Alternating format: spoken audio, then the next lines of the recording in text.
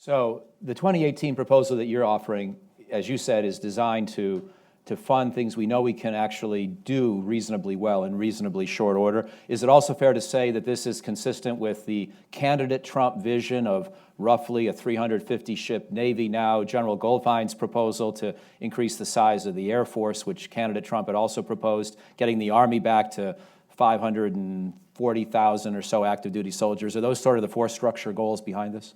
Yes. I just want to be clear, though, you cannot accomplish those goals in a budget or two. Right. It takes time. General Goldfein has told us, for example, it takes 10 years and $10 million to grow a fighter pilot. So the Air Force today is roughly 1,500 pilots short.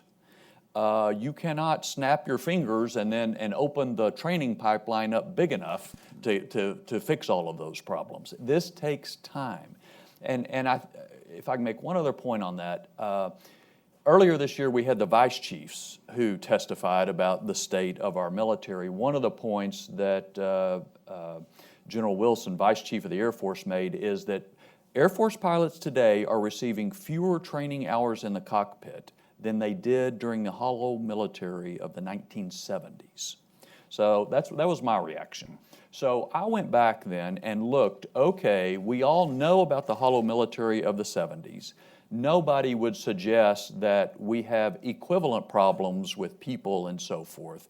But if there are a remarkable number of parallels between the damage done today and the damage that was done then. What did it take to get out of that?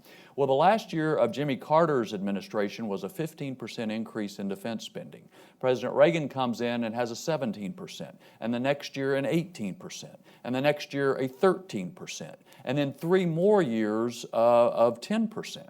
That's what it took to overcome the neglect and damage done in the 1970s to our military. And I think that sort of context kind of helps us with the size and the duration of what sort of repair work is needed for the problems that we have created.